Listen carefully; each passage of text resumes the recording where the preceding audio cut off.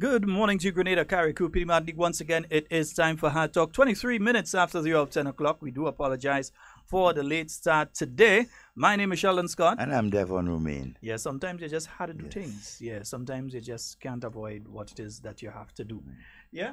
So, let me take that thing in the back day off. That thing making all kind of titivation in the back day, Devon.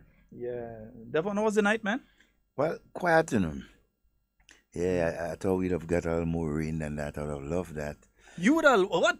No, when I say that, to sleep, to have a better sleep. Not heavy, but, just... What's the matter with this guy? Yo! I want to see no more rain. I love it when the rain comes. A little bit of rain could fall somewhere in the middle of August, like, somewhere down on the 20th, somewhere around there it could fall. But oh gosh, man, where? That's about 7 inches of record rainfall. Yeah, that is. Record rainfall. Yeah, and reports still coming in from the different sources, especially the official source, NAGMA, as to some of the the issues that places that were affected. And so, as fast as we are getting information concerning, very important issues, and so we will let you know, as the program proceeds. And so, but what we can say is that we know St. David's, couple of slides, and so in the southeast area in St. George's, and so mostly in around the St. George's and David's area that you find, Well, actually, that's the area St. George and St. David have been declared disaster areas. So they have officially been declared disaster areas. What that does, though, is that allows government now to access funding that it otherwise would not have been able to access, both locally, regionally, and internationally. So the three areas, I think in St. David alone, there have been over 60 landslides. Yeah. In St. David, over 60, not 60 landslides in the St. David area. So St. David has been declared a disaster area, as well as St. George.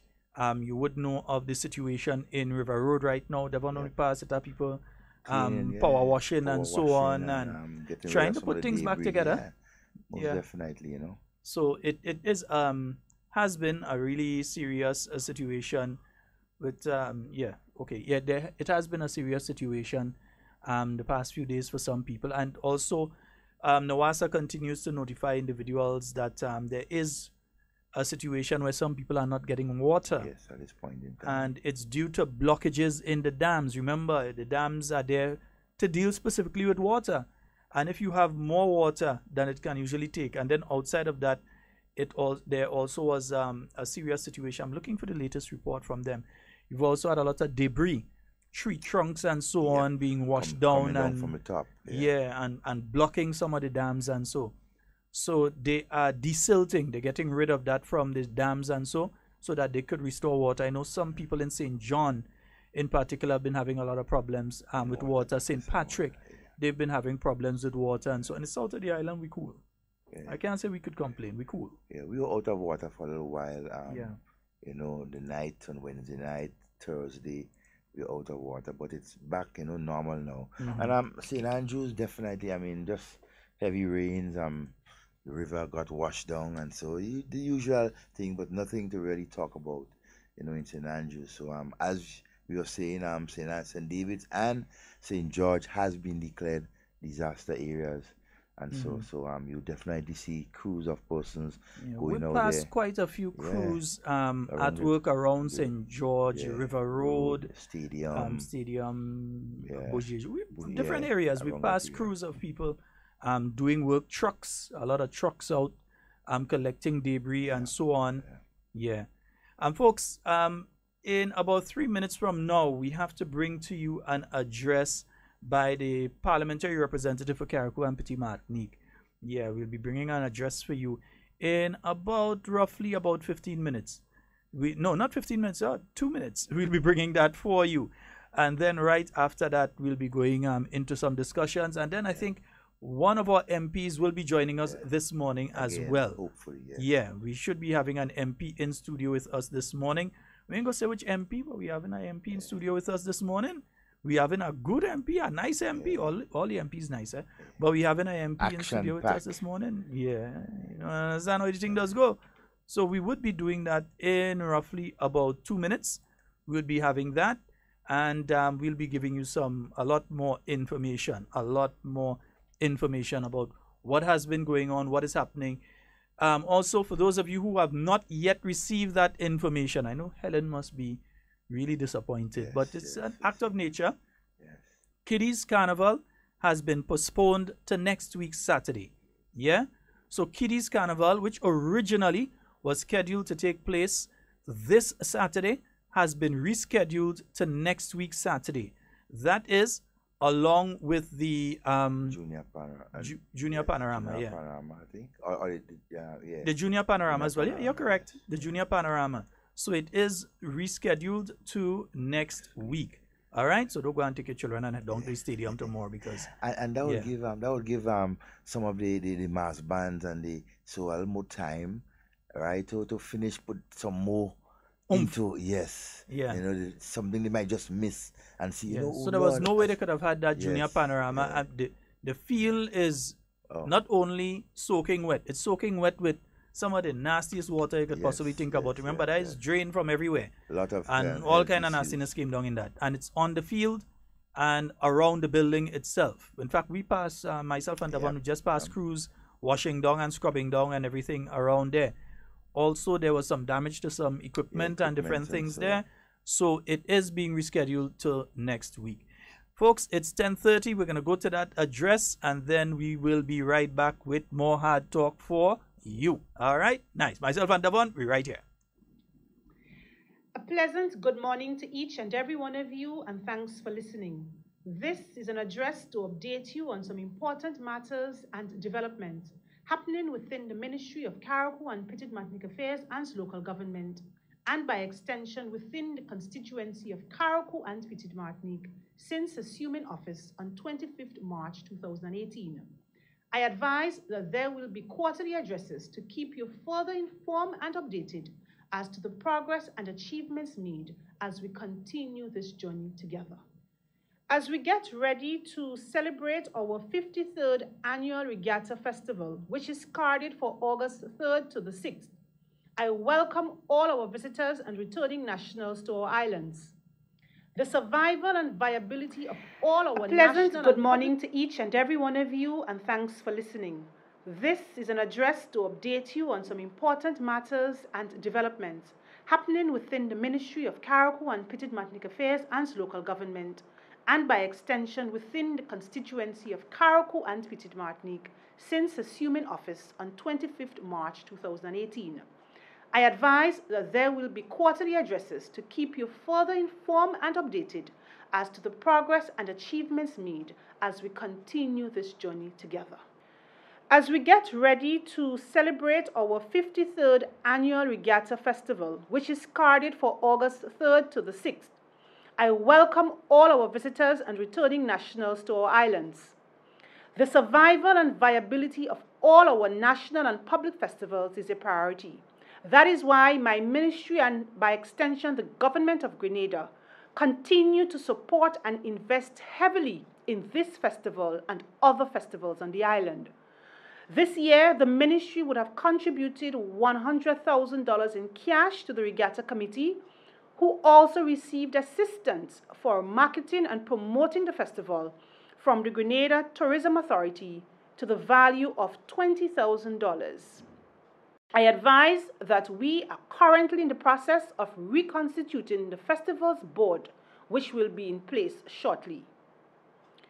On Monday, the 29th of July, the Office of the Parliamentary Representative, Carriacou and Petite Martinique, was opened, which office is located on Lower Main Street, Hillsborough, Carriacou. A formal opening is scheduled for the latter part of August. This office is to serve all the people of Carriacou and Petite Martinique. At the office, you would be able to access certain services.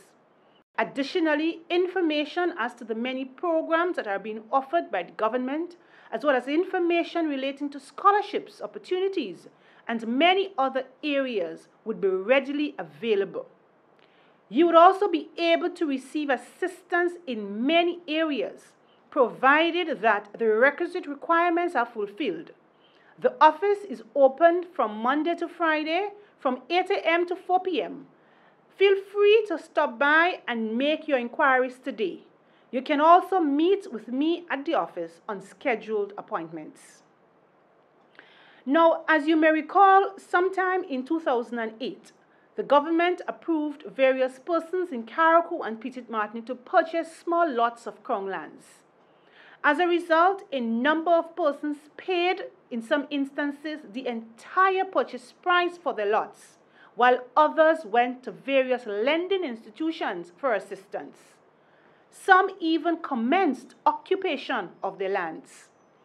You may further recall that these lands were taken away from the people by the NDC administration upon assuming office in 2008.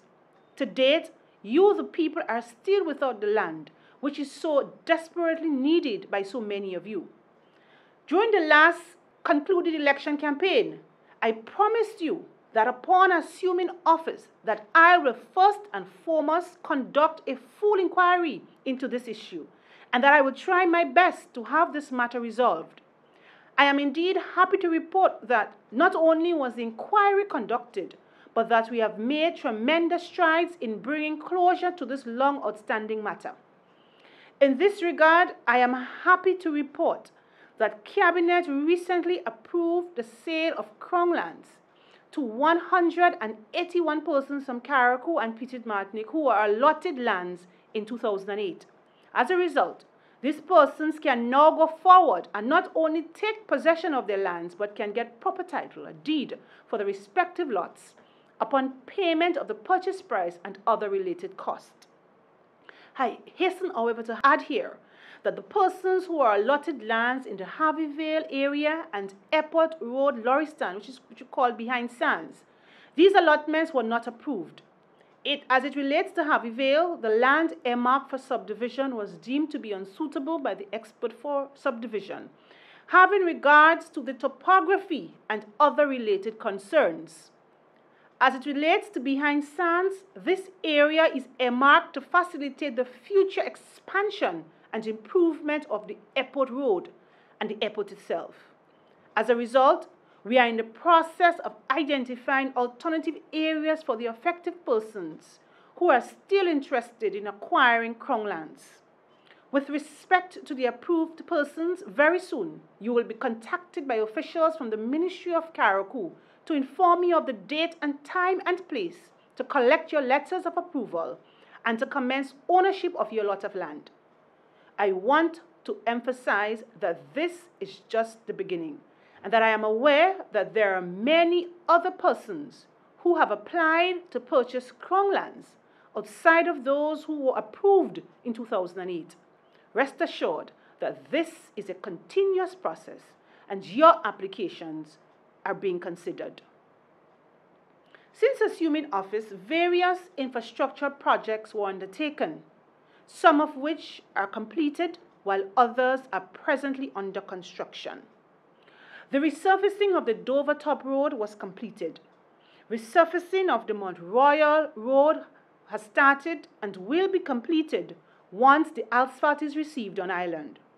Further, the renovation to the doctor's quarters at Bel Air was completed and same was delivered to the management of the hospital. On the island of Petite Martinique, the hard court was lighted and upgraded, and the playing field was graded, backfilled with topsoil and leveled. Now, as you may recall, work commenced on the Chinese low-income housing project in Dumfries, but unfortunately, as you know, there was a very unfortunate incident which has caused a temporary halt to the work. Be assured that in my capacity, I am doing all that is necessary along with the government to ensure the resumption of work and to ensure the delivery of the homes within the scheduled time to you, the people of Carriacou and Petite Martinique. Presently under construction is 300 feet of concrete road in Mont Pleasant, in Bellevue South, and in Petite Martinique, along with a sea defense wall. Also under construction and nearing completion is the passenger terminal at the Newport facility in Harveyvale. Now, as it relates to the Bellevue South Road, work is to commence very soon on the remaining 650 feet in order to complete the entire road once and for all. Bids are currently being received in this regard.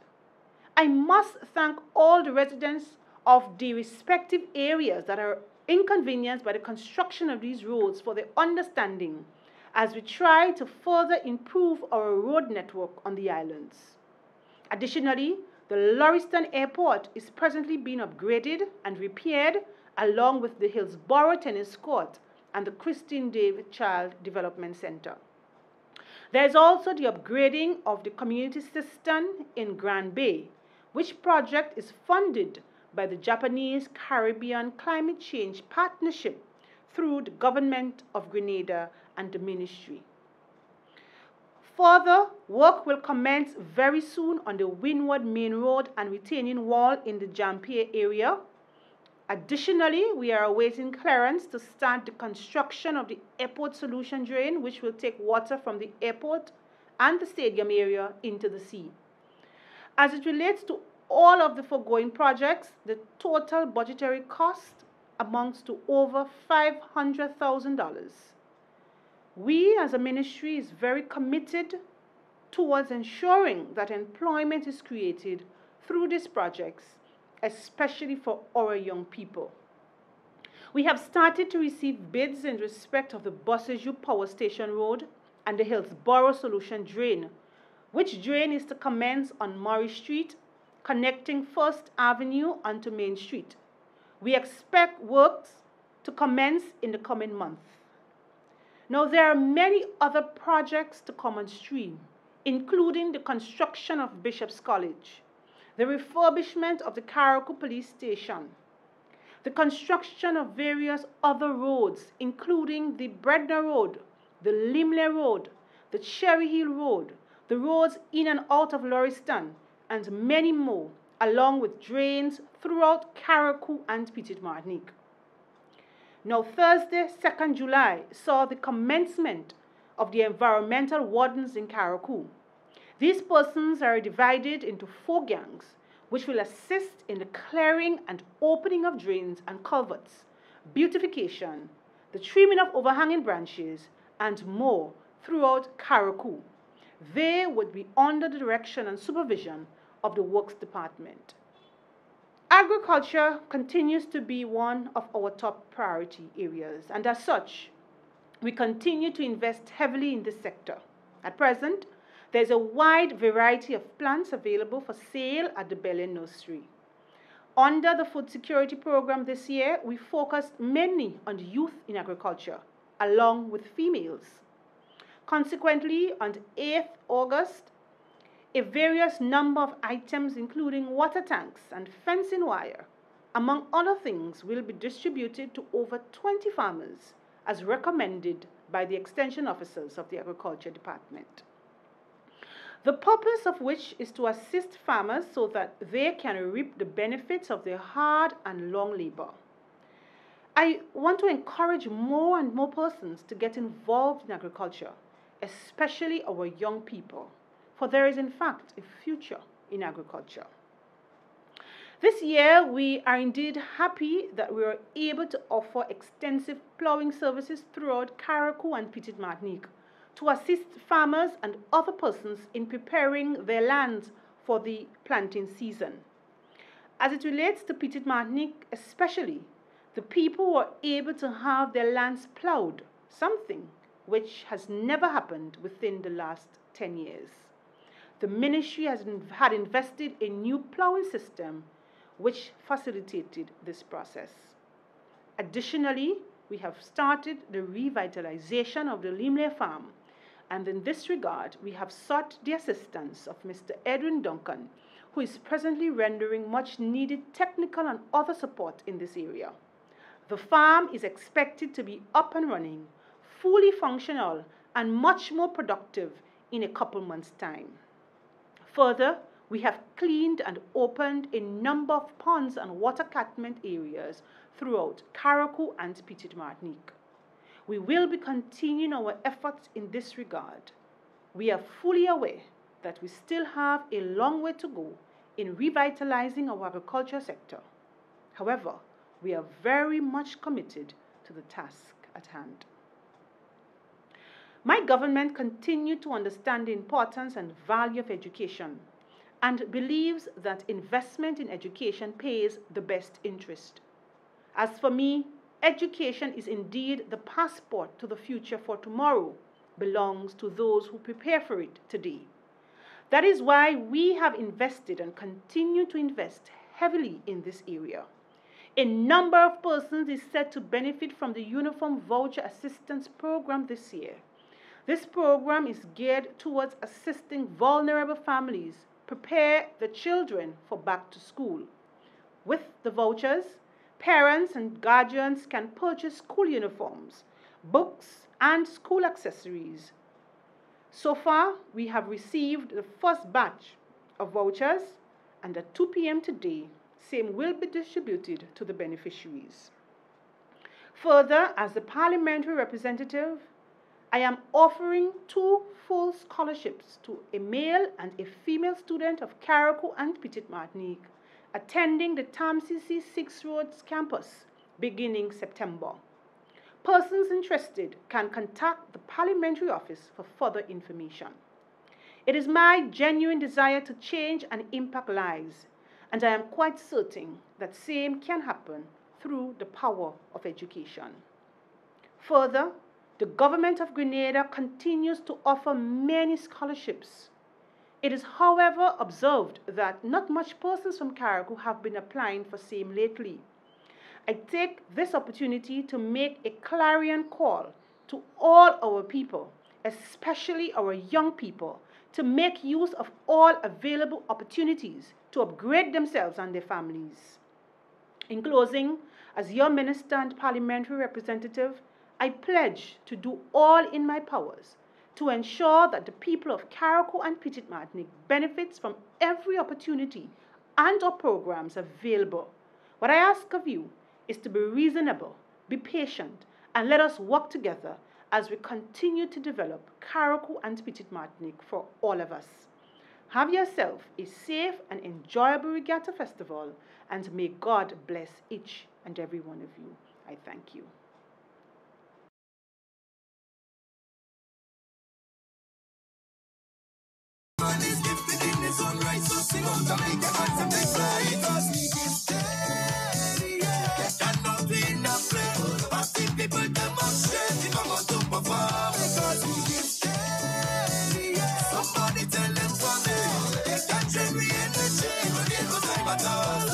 Because she gifted.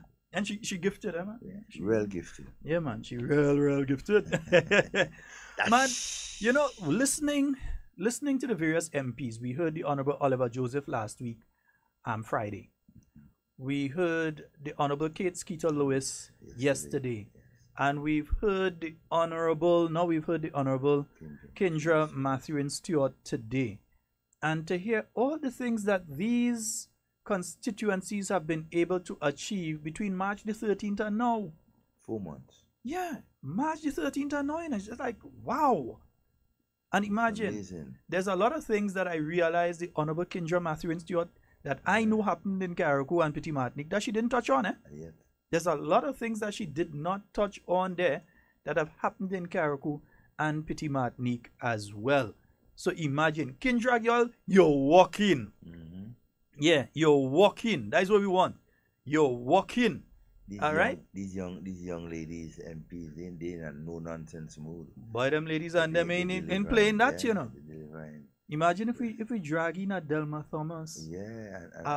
Yulan Horsford.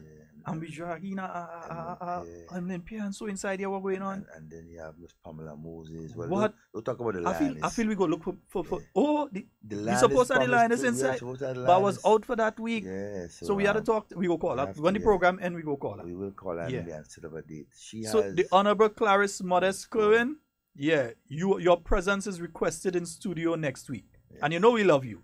Yeah. Very early. Mm-hmm. Yeah, we're making the girls and they make specialty or kind of thing. But I know whatever you want. Yeah. But between me and you, I kind of think, I prefer you just bring all the ladies before Carnival and If we could do that, we're doing it. So Even if we bring somebody between 10 and 11 yeah, and somebody between 11 and 12, we're doing things. Yeah, all the ladies. Wade, good morning, sir. Yeah, Wade, good morning. The wap wap man. That's all I had to say. We ain't saying nothing else, eh? The wap wap man, good morning. Wap wap. Yeah. Folks, in a few minutes, we should be joined by the Honorable Oliver Joseph. I think he'll be passing back by us to give an update as to the situation in St. David. So remember to message your friends and like and share the video. Like and share the video. We'll get an update as to what is taking place in St. David. As you know, over 60 landslides. There have been damage to houses, and so I know yesterday the minister and his team was going around different areas. Even during the rain on Wednesday, they had been going around to different areas, and they continue that process. And so he should be in studio with us at 11 once he completes that meeting in time and so on. Yeah, Michi.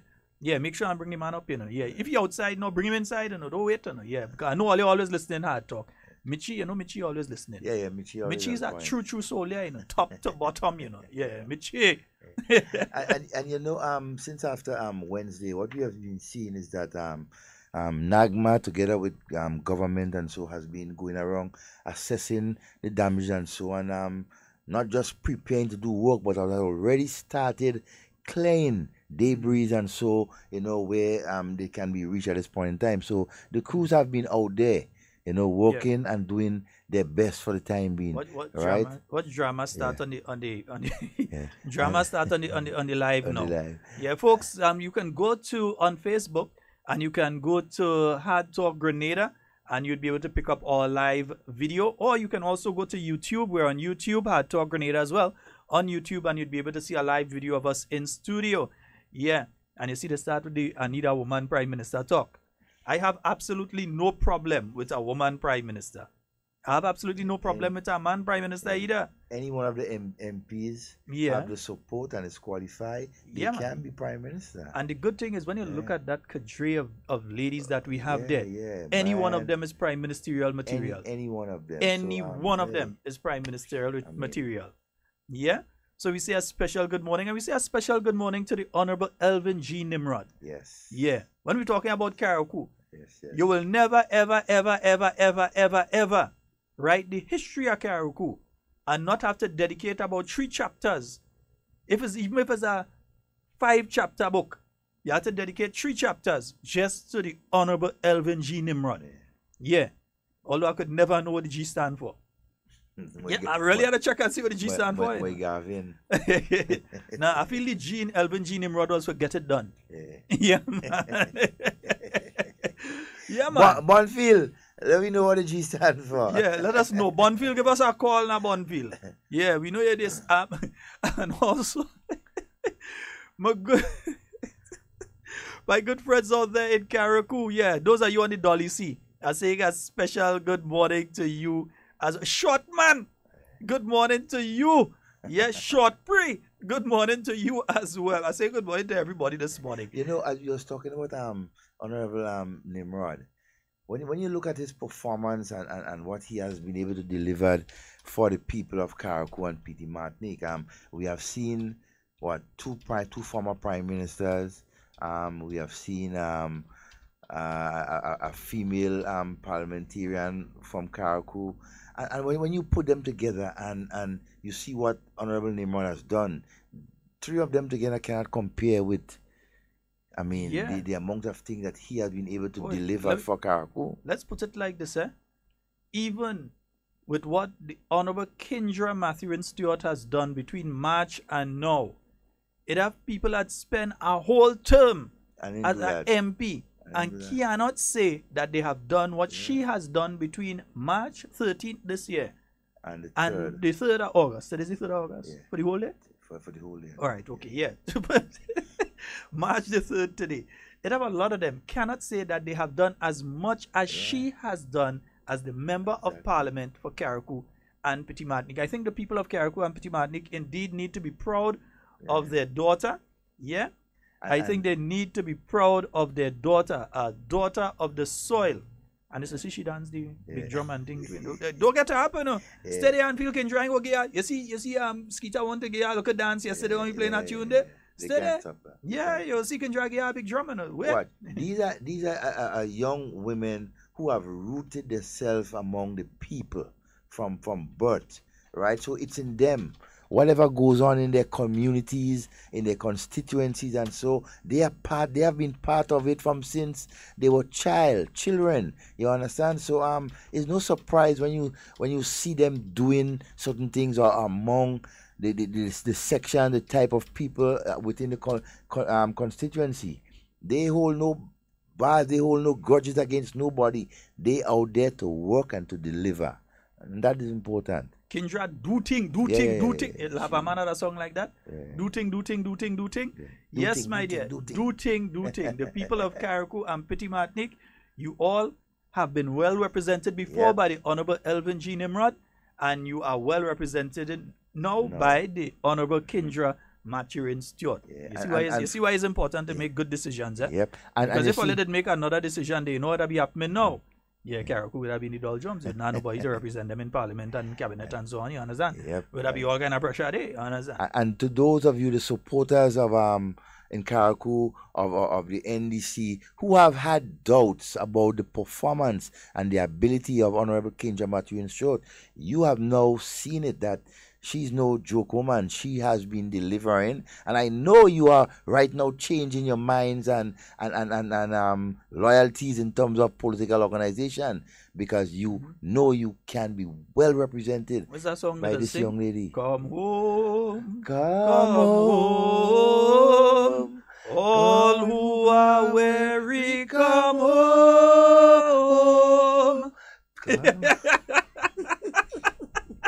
Yeah, all you know how to stay there, all you could come home, man. The house is open. So much room. The house is open. The house is open. Know? Come over. Don't be afraid. We all Grenadians. We all have a part to play. You understand? So the people of Carriacou and Petit Martinique, you have seen what she stands for, what she can do, what she is doing. All she needs is your continued support, right, to bring the benefits and a better living standard for the people of Carriacou and Petit Martinique. Good morning to you, Carol Decoto, and how you doing, my dear? Wow. Oh, boy, I'm seeing some breaking news out of Dominica. Ross University is closing its doors in Dominica. Wow. And wow, that's a big blow to Dominica. Employment. They have roughly 3,551 students, huh? They were founded in 1978, and that school is closing its doors. Wow. Yeah, boy. Wow. That's a hard one for the Dominican people. Our Dominican brothers and sisters, holy faith. We know Skero. Skero will find something for them, man. That's after almost 40 Skero will years. save. Listen, Skero will save it. He must find, knowing the Honorable Roosevelt Skerritt, he go find. I think it could have. I don't really know what is causing it. Could have stuff to do with the hurricane that passed by and so on. Last year. So imagine that if we didn't fix up Grenada after Hurricane Ivan, what might happen to us? Yeah, but of course we're back on track. But folks, yeah, there's still some debris at different parts of the roads around the Tri-Island. Well, not really the Tri-Island. Carriacou and Petit Martinique didn't get our rain. Yeah, people call and asking for a little bit of the rain. We get so much. I said 1 inch, you know. We could give them 2 inches out of that 7. Yeah, so by yeah, but yeah, let me see. Yeah, and another. Yeah, no. What we saying there? Nah, Depot. We know why we singing. Yeah, I feel afraid that more rainfall when we sing. Depot. Instead of 7 inches, that Grenada get 12. Depot, and Depot, we won't have you. To all of you on the live, I'm not able to follow you on the live this morning because of unforeseen circumstances. So my apologies. Depot, don't try that. But folks, just in case you didn't get the information, we just want to remind you, Kiddies Carnival has been postponed to next week, Saturday. So the Junior Panorama and the Kiddies Carnival has been postponed to next week, Saturday. The Junior Monarch continues this evening. Kate Mitchell will be going up against the rest to defend her crown at the Carnival City this evening. What time that's starting? 3, 4? What is gonna start early because the children's thing? Yeah, around 4 or 5. Somewhere I've been trying to get in contact with Mr. Sethal, but he's been so busy that we've been unable to do that. Oops, I was trying to get a call there, but we lose that one. He has been swamped for the last couple of weeks in terms of carnival activities and so on. But folks, we also holding pattern. We expect the honorable member of parliament for St. David. He should be joining us. If he isn't joining us here, he might call in, but we expect to hear from him today. We have a caller. Good morning and welcome. Hello. Morning. Morning. Good morning. Sheldon. Hi, morning. I want you to explain to me. I see when you get money, a government get a grant to do some work. Mm-hmm. Doesn't they have to do it on the work that they get to do? I don't understand. When government gets a grant to do something, if they have to use it specifically? Our company give them, foreigners give them money like to build a road. That's what you have to do, build a road. Yeah, but that's the only way the money would be released to do that. That's the only way that money will be released, just to do that. I see a gentleman on the television was saying that the money that they take to build the parliament, they should have taken it and buy pump and put around the country to pump out water. I wonder how he's going to do that. Let me say because I know you see in America where they have water is pumping out with pump. It's a big reservoir, and they have the level of the water comes up, and when you reach that rise, you pump the water out when you flood it. But to say you're going to get a pump and put in Monroe's and put in West Net where you only cost $10,000, so the government should go and use this money to do that. I don't know if they could really do that. I'd like to hear what you think about that. What I can say is this: perception and reality are two different things. There can be a perception that could work. The reality could be totally different. Because if you put a pump there, what are you going to do? Take all the dirty water and pump it onto Grandans Beach? Yeah, pump it where? Where you going to pump that water to? Yeah? So you can't just say like, okay, governance is a funny thing, you know. It's not just perception. It's perception and reality. The perception may be in the individual's mind that's an easy task, that all you have to do is put some big pumps down in that area and pump all the water out. But if you pump the water onto Grandans Beach, you're going to damage the water quality on our world-class beach that has been rated one of the best in the world, not just in the Caribbean, one of the best in the world, several times over. Yeah? So what are you going to do? Take that water now, all that drain water, everything, and pump it directly onto Grandans Beach? There has to be some sort of consideration and planning before such a thing is done. It's not just the place flood, so take some pump and do that. It's not just like I heard Dum Dum and friends this morning about, oh, the landslides, and landslides all over and go. The roads are open. Yes, there is still debris at the sides of the road, but if you look at the areas, in certain areas, if you go to remove that debris, what is going to happen is you're going to have a larger collapse in that area. Devon, you see it as well? Yeah, definitely. In certain areas where there little rock fall and little things come down, if you go and interfere with it, as in try to move what is there, it's going to cause a larger collapse. Yeah. So you have to be careful of how you address the problem. It's not just mouth open and word jump out. You don't run a country like that.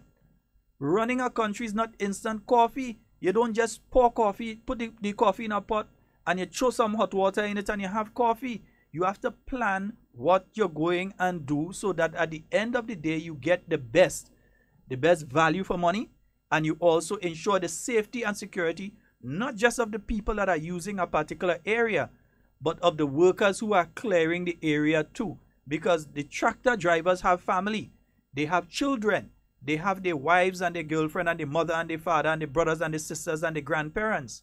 And when you just think that it's okay to just take a bobcat or take a backhoe and just clean an area because the thing fall there, and then the whole hillside come down and cover them and kill them, you know what the same people go in and say?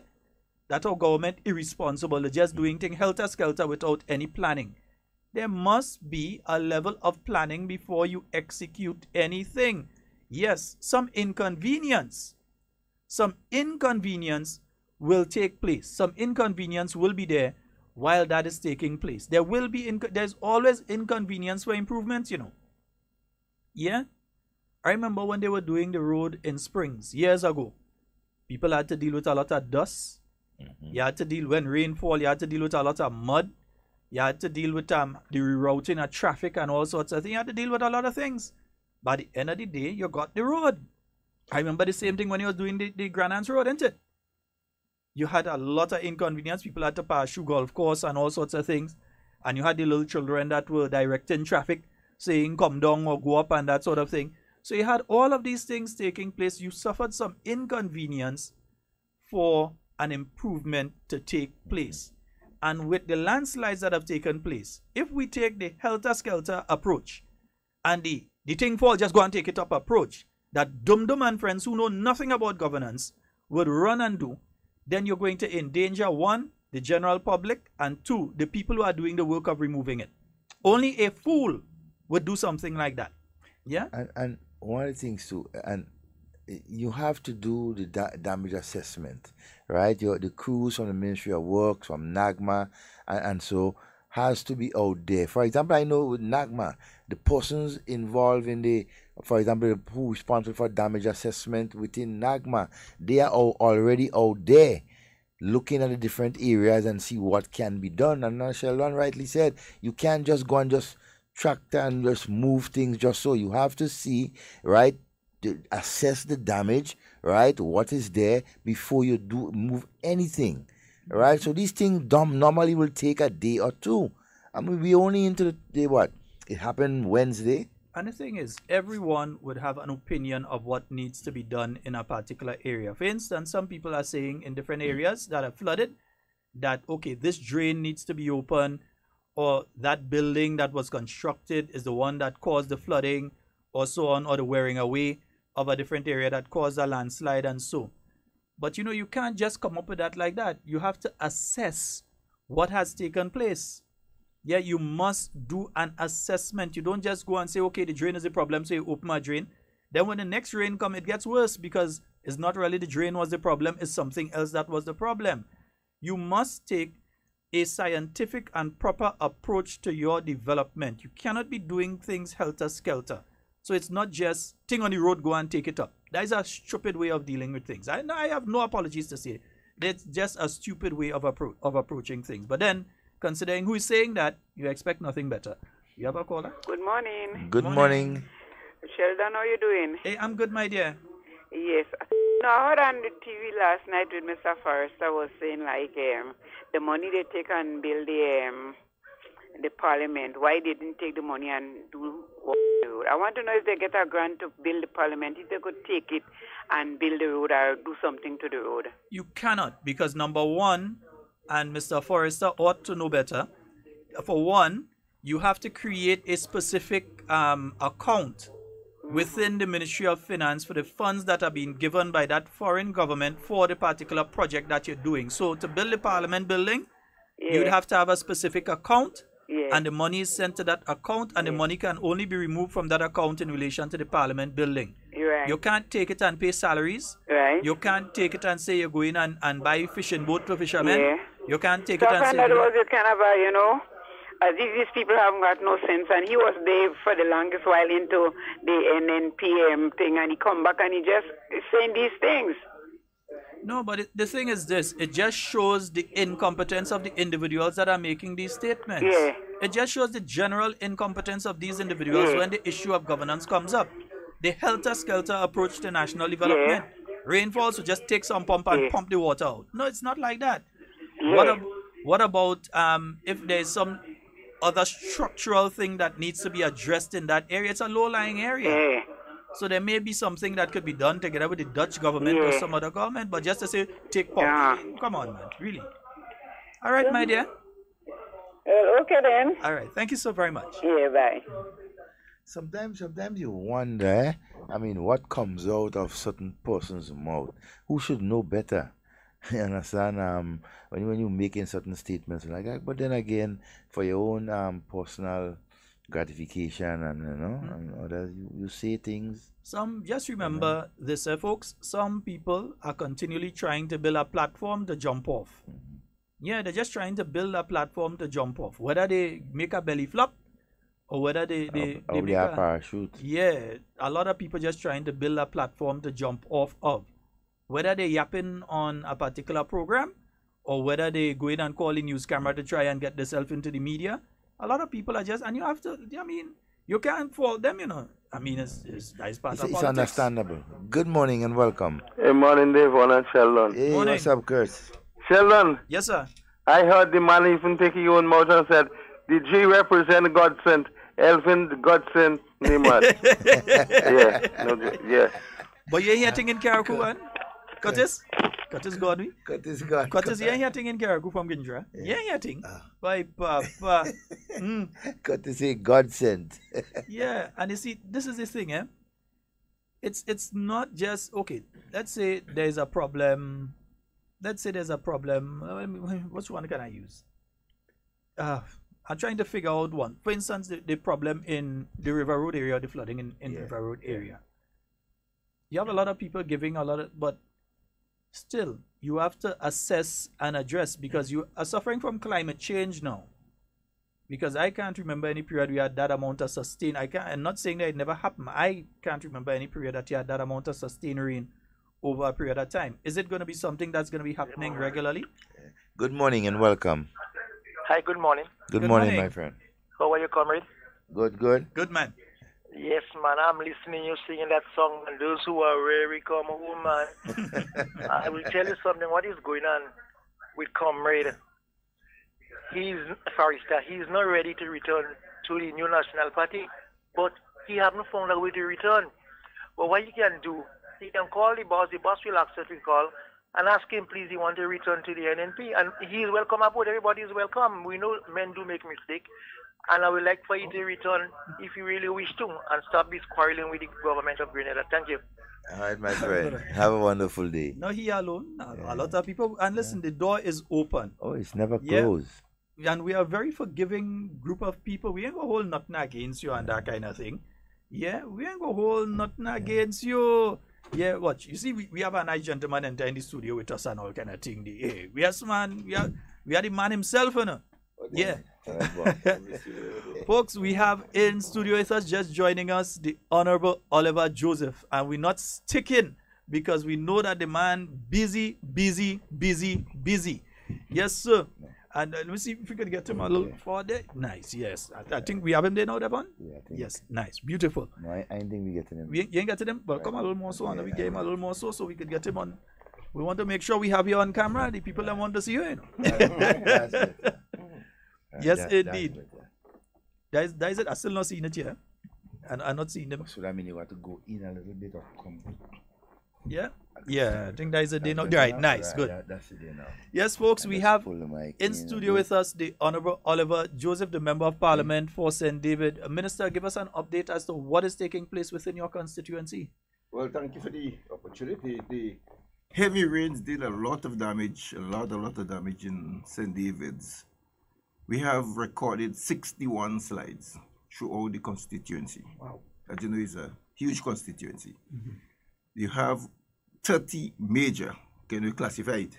Out of the 61, 30 major, meaning that they block out communities that couldn't get out. So some villages were completely cut off. And therefore, when you're taking a decision to deploy the two machines that you have, to help clear, you have to give priority to areas. Now, everywhere there is a slide, the resident will think there is priority, because they want it moved. But when you think about an entire main road that has been cut off, let me give you one example. On that day, the Grenville buses could not go over the Granitang. So they attempted to go through St. David's. And what happened? When you reach La Sagesse, the bridge there, the river was covered. The river covered the bridge there. So they attempted to go back and go through Providence. And there was a big slide there. So when you go back up Dodma, so you go back up Dodma to go through Providence to come out on top, St. David's, and a big slide there, they couldn't move. So the traffic had nowhere to go. So we got a call saying, well, traffic cannot go up to Grenville. And those in St. David's could not even reach higher up St. David's. That is if you're living beyond Las Vegas. Mm-hmm.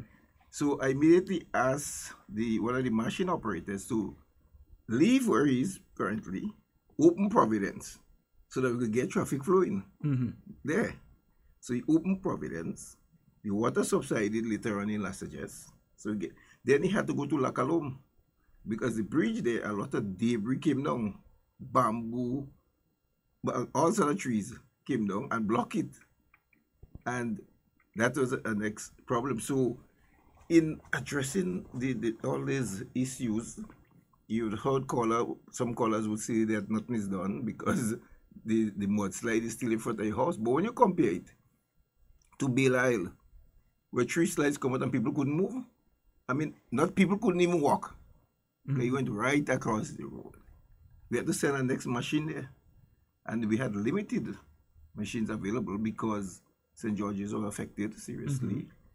And with all this, as I tell you, 61 slides, 30 being major, I had to address first to get people moving, because you have to bear in mind, if you have emergency vehicles, okay, so you have a situation where 2 houses came down. So if people got damaged, the emergency vehicles can't pass. So the priority must be to clear the main road and get, the... I mean, that's just common sense. Well, not for people who are affected, it seems. You see, once you're affected, you want your area to be dealt with. You're not concerned about emergency vehicle and some two houses come down. The good thing about the 2 houses, one, Sheldon, you remember he came up in Mount Tranquil and spoke on the platform there? Yeah. The house right on top there now. The one right on the top side there? That's the one that came down? He came down, but luckily, he came down whole. He just slide come down. Yeah. Also, like the soil itself just got loose and it just ran down. Came slide down, you erect. So what I'm trying to investigate whether we could get something to lift it up to put it on the pillars in the front. Because what we're going to do is put it close to the road now. Luckily, it's the family land. Yeah. So they told her, instead of having it on top of the hill there, she could put it in the flat, right? So the first thing we do now is to put up the pillars for her and see if we could get a crane to just lift the whole house and rest it. And it's up into that area in Mount Tranquil, but we're looking at the possibilities rather than having to break it now and try to rebuild it. Okay, you're going to lose material once you do. Well, but it's a fairly new house, so we're confident, but we have to get some engineering advice. Because I say the house is there intact. What they lost is, say, like where the television fell down, and broke, and certain things like that. But the house itself is intact. And that happened to both of the houses. The one in Bale Isle is the same thing, It came down whole, right?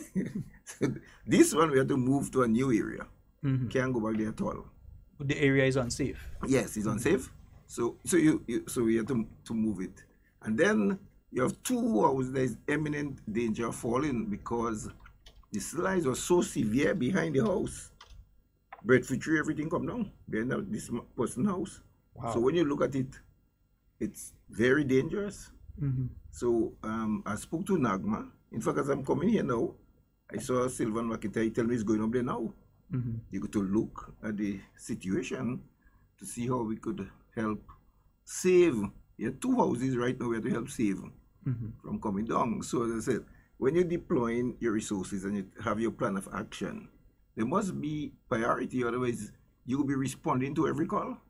Between from the time this thing happened to now, I've had over 100 calls saying, well, this place blocked, this happened, the house, the drains, and everything. And in conjunction with the Ministry of Works. And by the way, Minister Bowen is on his way up there. He's acting as Prime Minister, and he just called me and said he's on his way to St. David to see, because they've heard the report, he got a report, and he's on his way to assess the damages. And we're still trying to see if we get private operators to assist in the clearing. Can the government do not have this equipment? So we're trying to get private operators to lend a hand to come and help remove the debris. What we are fearful of is that we may have if we have heavy showers again, we could see more houses coming down. There are some that have loosened up a bit. Yes, loosened up a bit from where they are. So we are very. So the team is doing an assessment of that right now. Yes, I know right you and your now. team were out during the rain on Wednesday and again on Thursday. Thursday, I did not go into the constituency office. You see, people had to be out in the field, getting mobilizing. I get call already that he was up in Mount Tranquil, I think. Yes, no, people are very appreciative. You always have the one or two who think they should be given priority. But by and large, I think the people are very appreciative of the work. And just seeing me around in the field, coming there, we had to go to Harmony Hall, for example, where the residents couldn't get to go in because the slide came down and blocked the entire road. And we deployed 6 additional gangs from yesterday. They are working in various communities, and they have to stay there and clean out 6. What was divided St. David's in 3 north, central, and south. And these 6 gangs will stay and work until everything is cleared up, so that the people can have greater access. We did not expect that. You see things we did not expect, but no one expected that. You can plan for all 61 slides coming down, and or you will respond to it. We in the hurricane season, and I know NAGMA have a hurricane plan, to respond to certain things.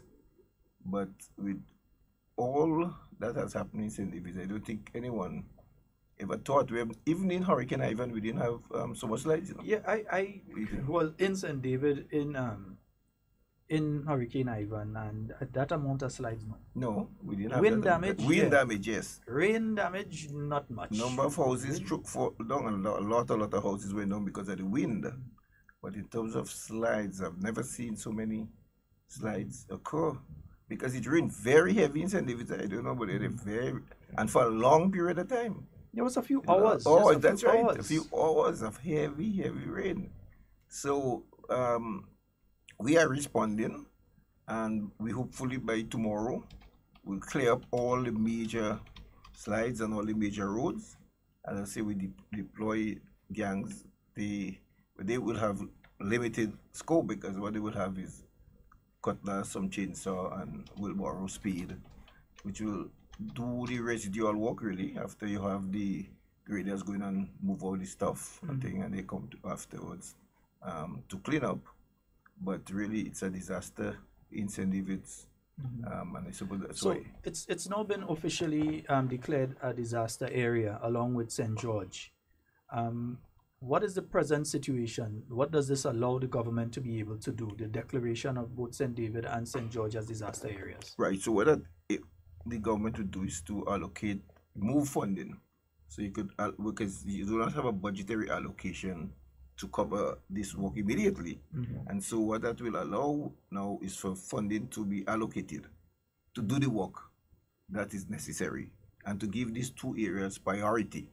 So, because you know what will happen, the other constituents will be saying, well, everything is going to St. David. But once you declare it as a disaster, it means that NAGMA, the Ministry of Works, all other ministries will come on board and give focused attention, and as I said, deploy the necessary resources, make it available to help. For example, it's really not a simple matter. For example, when we have the loaders, you know what, the loader truck calling, but we need trucks. It's always more to move. Then you have to go and move all the trucks now. And hence, and now with the construction sector and a lot of trucks engage, we had difficulty getting trucks. Then you know what was the next call? Well, where are we going to put it mud? Where to dump it?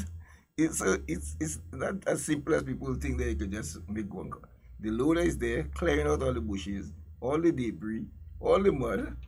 They want trucks, so we mobilize the trucks. And then you get a call saying, well, where to put all this mud? You have to find place though to go and dump it. You can't just dump it indiscriminately. It is problematic. So it is. But and the other thing is this as well, because even this morning, myself and Devon, we were moving around a bit this morning and realized in one instance we see a truck where part of the truck fall off. Another one we see a van trying to make a hill, and so on. So it's like so many of the vehicles are engaged in the construction sector right now that it's making it difficult for you to be able to access vehicles. Yes, to access what has vehicles. To be done. Even to in St. David's, when the bushing program started, we had difficulty getting men to come and work because they into the construction sector.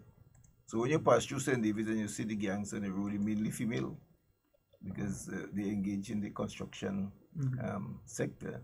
And as I see, what happened to the last 2 days, there was just no one was prepared for it. But I mean, the response has been good.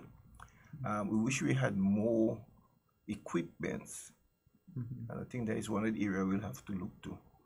Or government ought to have it, but we must have a plan so that we know exactly who to call when this to access yes, to access it. Yes, because I had to call Harry in St. Andrews to send down like one of the machines because we had to get machines to unblock the road and clear out the all the debris that pile up where the river come down. A guy in Lakalum told me saw a breadfruit tree moving down, standing straight up, coming down, you know. Yeah, until he hit the wall. Yes, he uproot it. And it's there in the water and he's watching it coming at the bank, so he just take the whole bank and go with it. And go with it, yes. But which are some of the worst affected areas in St. David, though? Which have been some of the worst affected areas? Well, Belial was locked in. So we had to get 3 slides. The big one for us, and then 2 others, and deal with the house that came down. Mount Tranquil was also a lot of slides came down. The same one that brought down the house. Yeah. So we had to give that. And then the main road, Tiba Hill, where a lot of slides came down, and Current, where a lot of slides thing, and then the river that all got blocked up. We had to send a machine to clear out all this bamboo and other trees there to get it.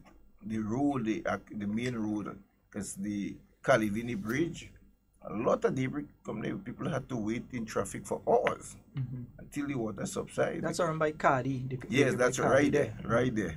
It's flat.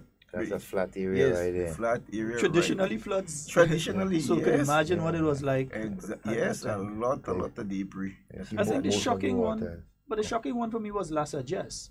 I've heard that Las Ajes had landslides, and so way past in the 50s, the 60s, even the 70s, flooding, houses lost, that sort of thing. But what I saw on Wednesday, I've never actually seen it before. What happened in the Las Ajes area? We have a river coming down, and that it was so high that it covered the entire road across the bridge. You would think existing there, if you don't know the area, maybe it was a huge river, it was a small stream, but so much water came from on top that it just covered the entire area with a lot of rainfall, for about 5 hours. Heavy rain. A record rainfall. Record rainfall took place. So all the way you had little streams of people saying at one time they knew a river there. Well, all of them came huge rivers, and in such a situation, you just have to wait until the water subsides. Yeah. Because what else could you do? And when it subsides, you try to get a machine in there quickly to unblock the area. What are some of the other plans moving forward, though, to try and address these situations in St. David? We realize now that there is a problem with the location of some houses and so, because as soon as the land becomes inundated, and the thing is, the soil is so rich. Because I've been looking at some of the soil, and you realize there's good planting soil. I mean, goodness gracious, you could see how it's rich. But some people have been building houses in those areas, and now we're seeing them coming down. And you're seeing landslides in different areas, some of them caused by how some people have been building. What are the plans going on? Well, I have to discuss this with the Ministry of Works. I have no background in engineering or anything like that, and I prefer to rely on the experts. I'm sure that Ministry of Works engineers and NAGMA together will come up with a plan that could help at least address some of the situation. It's not easy to address the housing with people because they will tell you that's the only place they have land. And the first question they'll ask you, Minister, you give us land to put the house? Because if you want them move, and that is not an unreasonable question to ask you, well, if you have lands that you could provide us, we will be willing to move. And then, so you face a problem now where you do not have the lands, but you want the people to move. Or maybe the engineers may say all you need there is a retaining wall or proper drainage. So let us invest in proper drainage and a retaining wall, and that probably will solve the problem. So going forward, we must have a serious discussion with the experts with regard to how we address this situation. I don't think you could have a plan that could prevent you from having slides, but to minimize. Minimize the impact. Minimize the impact is something that we'll have to really address in a lot of areas. Of course, that comes with a high cost. Because you're thinking about building retaining walls in a lot of places. That's not cheap to do. And if you did not budget for it in your present budget, question is where would the money come from? It's something that we have to look at, do a complete cost. Then I would like to hear the estimate coming out from NAGMA and the Ministry of Works, so much the damage, what is what in St. David's, because we must do that. We must cost it to see how we can get. Maybe we might have to request external help to correct the situation. But at this stage, I do not know what it costs.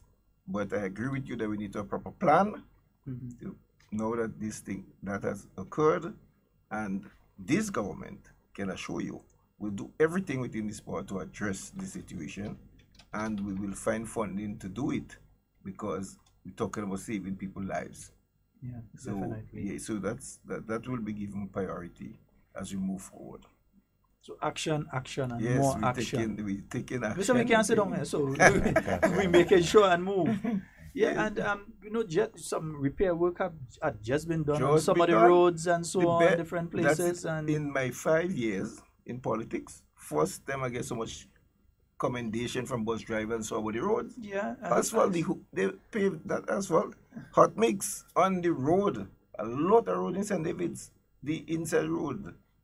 All Labu, Pomrose, all this road inside Rukin, and a lot of, just when we did the road in Rukin, big slides block out the place. People are calling. Damage some areas that didn't even have potholes before. I realize I'm seeing some potholes came up on Wednesday.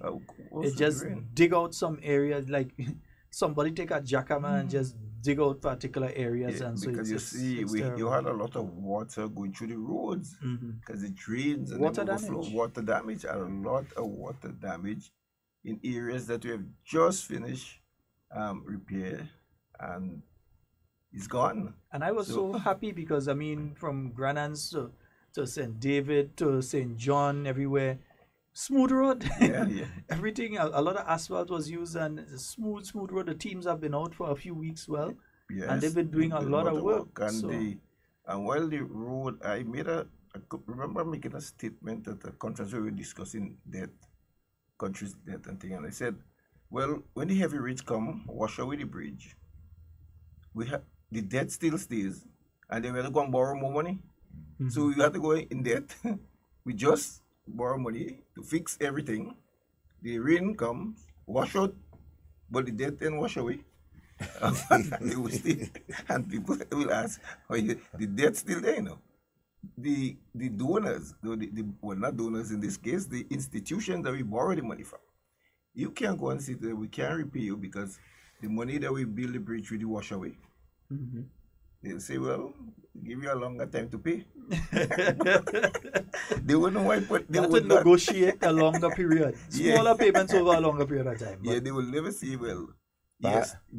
When you think about that, Devon, let me hear you comment on that. No, just saying, I just make a different point. Perhaps in the future you may have insurance that will cover countries.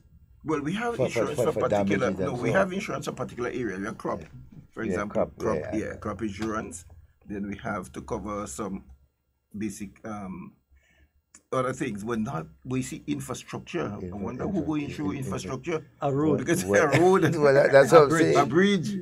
I'm not if it's a toll bridge, they might, but other than that, a normal bridge. A normal bridge, because it's dead money basically. It's it's money for development. You see, you're spending money to develop the country, which is necessary, which you have to spend, and you have no control over nature's work. Nope. And I don't think if we had some infrastructure insurance, as you say, so that when we can claim, for that. But either with the Caribbean Development Bank or the what the Caribbean Development Bank would do in case of disaster, we submit a request. They will process the loan and part grant quickly. The loan, in a quick time. In a quick time. Okay. Yes, because they will have the report, and they have a fund that they could release in quick time. That is how you're going to get the assessment, the assistance. Yeah. But in terms of insurance that you can, I don't think any country have that. Yeah. I wonder if there exists. I must research. Yeah, that's a nice one to research. Folks, before we go any further, just to give you this release that I've just received from the National Disaster Management Agency, a second tropical wave is expected to affect Grenada this weekend. Right. The National Disaster Management Agency, together with the technical assistance of the Meteorological Office at the Maurice Bishop International Airport, is currently monitoring a second tropical wave that is expected to affect Grenada and its dependencies this weekend. According to the weather outlook provided by the Met Office gathered at 2 a.m., a tropical wave extends its axis across the central Atlantic along 55 degrees west between 0 degrees north, 19 degrees north. The wave is moving west at 10 to 15 knots. Abundant Sahara dry air dust prevails in the wave's environment, inhibiting convection at this time. However, model guidance is indicating the potential for convective development and significant precipitation by Friday night into Saturday. By that time, the wave is expected to be propagating across the Lesser Antilles, state of Grenada included. It is important the country can expect showery activity and isolated thunderstorms likely to affect the Tri-Island state on Saturday. It is important to note that given the current state of the soil after Wednesday's heavy rains, the possibility of flooding is even higher with the expected tropical wave approaching. NADMA takes this opportunity to remind the nation to be vigilant and activate their emergency plans for their homes and businesses. Ensure your drains, gutters, and waterways are cleared. Use this time to cut overhanging trees and strap down loose items in and around your home, as they can become missiles during adverse weather conditions. Also, store water in clean covered containers in case there is a disruption in supply, together with a flashlight and extra batteries in the event we lose power. We emphasize that Grenada and its dependencies are currently not under any tropical cyclone watch or warning. All right, and that is from Miss Oslin Crosby at NADMA. So we could expect more rain tomorrow. That's bad news for us. And you know, St. David have a lot of more rain. Yeah. A lot of more rain, eh? Yeah, St. David have a lot of more rain. From top to bottom. So all inside La Femme and all kind of place, they have a lot of more rain. So St. David already have a lot of more rain. And more rain in there. If we get more rain, I'm scared of what will likely to happen if we get more rain on Saturday. Yeah, so it may be important to have equipment on standby in different areas. That is what we'll be doing now today. Mobilize now that we know what is likely to happen. And I know that the NAGMA team within St. David's, the two districts, and so would be preparing and so for an event like that, you know. So yes, we need to see if we get some heavy equipment on standby. On standby, so definitely. That could move quickly to clear to clear the areas and particularly specific areas. And the thing is that the soil still hasn't dried out yet. No, because it wasn't that sunny yesterday, and it's not that sunny today. So the soil is my concern. So with more rain expected, we expect more damages. More rain expected. Wow. So again, folks, just remember that we're not under a tropical storm watch. We're not under any form of watch or warning or anything like that. But we do expect significant amounts of rain, which increases the chances of flooding this time around, with the soil being in the condition that it already is, with a lot of moisture in it already. So it increases the chance of landslides as well as of flooding. And additionally, it also increases the chances of you losing your supply of water. It's very important that you start those of you that have water right now need to start storing water for at least 3 days. At least 3 days supply of water. And remember, Monday is a holiday, Yeah. So do what you have to do today, because Monday is a Holiday. All right. Yeah. So what we're giving priority to today is to ensure that the bridges, cleared, the mouth of the river is cleared, so that you don't have this pile up of debris that will block it. So we have sent that machine to clear Lacaloom, La Sagesse, Calivini. Okay. Of course, if additional heavy debris come down, but yes, but we're trying to clear the part, as wide as possible, so that we could have more, the water could have easier access, and not have this pile up of debris coming down that will block it up, and then it enters right in the road. So that is given priority, and then the areas that we think is likely to have mudslides because of the saturation of the soil, we'll have people monitoring it so they could call in quickly to send equipment out in these areas. And also the areas with the houses that are already in some precarious positions now. Yes. To have the teams constantly monitoring them. Yes, I think NAGMA will have to get them to evacuate. Yes. Because in some instances. Yes, in some instances, because it wouldn't be safe to be in the house, So so we under a lot of pressure, a lot of work, but we are responding. Being an MP is not easy, but oh gosh, that's feeling for you. No? Yes, and with a huge constituency as in David. And that is the biggest landmass of constituency, the biggest landmass. Yeah.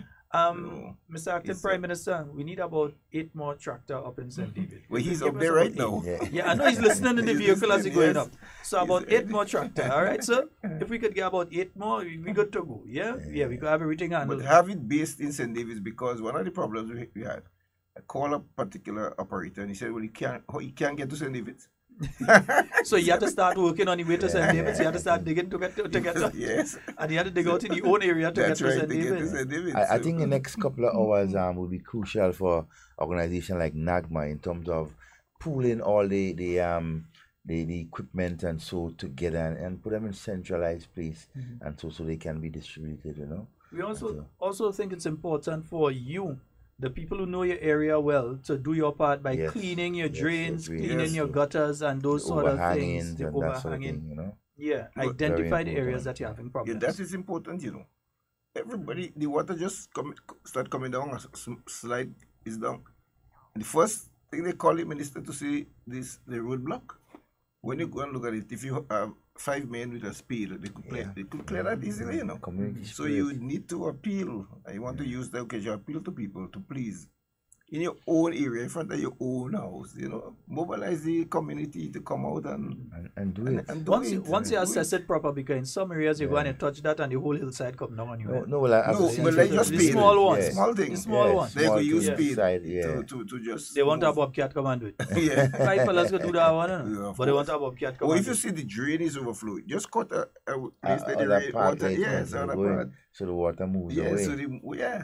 The things you could do to help the situation. And we're not flat. We basically sort of a hilly area, so most of the time the water don't settle for long periods of time in the areas and so. Minister, forgive me, but was the La Sagesse playing field itself affected as well? I know that the road and the bridge and all of that, but was the playing field itself? But you had water. Affected? You had water going into it. Okay. I don't know the extent of the damage, but we had water going into it. But it's shaped too. La Sagesse playing field is shaped like a turtle back, so the water and it's a solid ground too. Right? It's a ground that will run off. It definitely will run off. But what we are concerned about is the water damage that is done. So much water. Luckily, we had no wind with it. Yeah, luckily it was just rain. Just rain. Heavy rain. Yes. A 2 ton down lightning in between, but rain, and more rain. Yeah, it's the heavy rain that yes, indeed. Water. So, folks, you need to start putting your plan in place. Expecting a lot of rain during the day tomorrow. Again, Kiddies Carnival has been postponed from tomorrow. It's not going to be taking place tomorrow. It has been postponed to next week, Saturday. Due to the present state of the Grenada National Stadium facility, it has been postponed to next week. In the interest of the children, the participants, everyone, It has been postponed to next week. Those of you, especially in St. David and St. George, who've been affected by the activities this week, it's important for you to note, especially if you're in the low-lying areas, that more rain is expected. That might be starting later tonight into tomorrow, especially on Saturday. And considering the carrying capacity of the drains and streams and so on, and the already moisture-filled soil, you can expect flooding. Yeah, so better safe than sorry. Yeah. So I think this is a message that you need to keep sending out.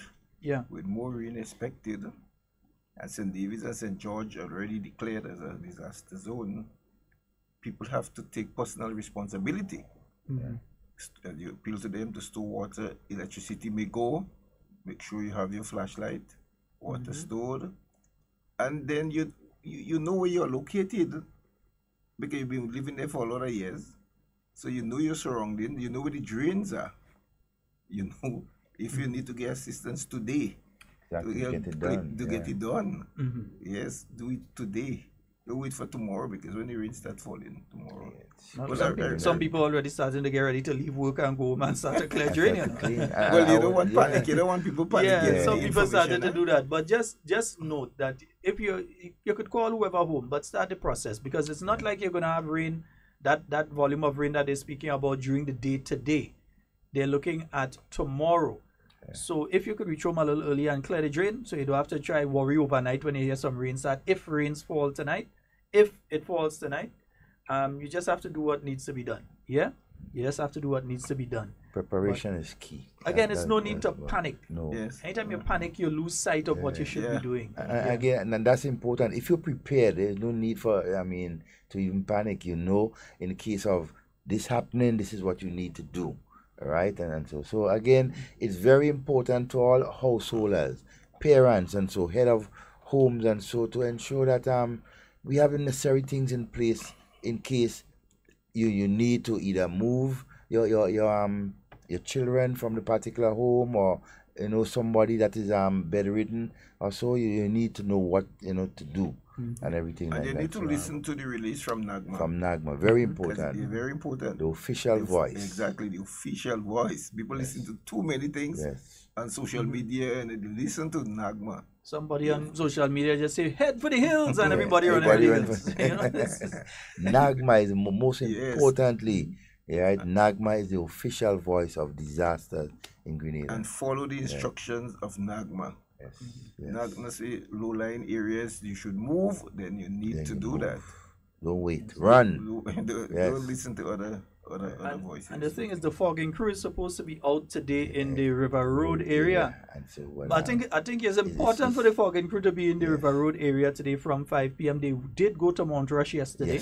Well, that's them good. guys and them fighting up. Them ladies and them fellas, they fighting up. They went to Mount Rush yesterday, but fogging crew, we need all in St. David now. No, definitely not, because the water settling, and so you're going to have an explosion in mosquitoes over the next few days. And I must commend the Ministry of Health and the fogging crew, because you have noticed that they have pulled the workers from St. Andrews and St. George's, and they do a thorough fogging operation around here. When they fogging, men and women, they out there, So they would have been in Corinth and Lassajes on Monday. But we might need a little come back again. Need to go back again for a second dose. And the thing is, you just open your office in Lassajes. Yes, right there. Was it affected by the water at all? No, or it's just that was more further down? Yes, further down. Yeah. So we were not affected at all. In fact, there is a river right behind there. Behind you, right there. Earlier, in the early days, like 20 years ago, so when you have heavy rain like that, you will come right into the house that we occupy. Wow. That is one of the reasons, in fact, the previous owner sold it. But the person who bought it was smart. They got it at a cheap price and then corrected the water. Corrected the flow of the water, and everything is good now. That's wonderful. And could you imagine what would have happened with the road there if it had been as it used to be? With that rainfall. That's right. That would have been a nightmare. From on top of that hill, come down. They used to call our road come Jenny. Yes. Because your vehicle used to be like up and down, and so it's smooth now. Extremely good work. Yeah. That was done. The contractor had to be applauded for that. You opened it for tender. So we will do tender for it, and the person who won it, and we are extremely satisfied with the work, because every time you put the asphalt, it digging up. Because of water. So water and everything. They dug it down deep. They really take care of it and put concrete. Foundation. Foundation and nice concrete. That it was well done, and I'm very pleased with this. But Minister, as you're in, what are some of the projects that we could see coming up for St. David outside of what has taken place this week? What are some of the projects that we could see coming up in the near future or medium and long term for St. David?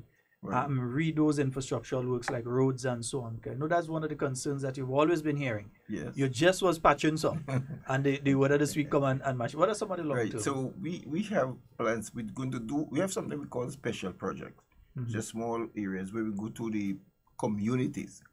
So when a community call and say, well, we need a box drain there, or we need a retaining wall here, or we need some concrete just 100 feet, we have a special project where we hire contractors from the area to do this, and we have seen an increase in the allocation for St. David's. And we must get more. We want more. Well, we can see an increase in the allocation, and I'm very happy about that, because we can do more. And then we have the main road where the Ministry of Works has given priority to doing the main roads in St. David's and some by roads to ensure that we have proper roads. And then we expect some big projects coming on in St. David's. The one in Lasages, that's the water treatment, the water plant that will move from Frequency. But they had a lot of water on that side. They graded it, as you see. That's the water plant that was damaged during the fire. That's right. So they're now going to reopen in St. David's. In St. David's. And welcome. But I see so much water. The grading area is a prefab building they're putting up. Yeah. There's so much water there yesterday. I didn't know they will have to spend some thing correcting that. A lot of water on this side. But that's where they're going to be. And the same company planning a recycling plant to put up in Lakalum. The same company. And then we're looking at a hotel coming. At least we want one hotel, but the one that is definitely coming is the Plantation Bel Air. That's going on by the yacht club in Corinth. That's right. Going down there. Yes, you know there was a building there. Private investors have now bought this place. Oh, so it's already bought. So already, yes. In fact, one of the developers... Papa, not from government, eh? So no. We want to tell all not from government. No, that's a good point. They want to come and say we sell things. Yes, no. Right. Private there. Private transaction. We had like government lands in St. David's. So yeah, what buying is private.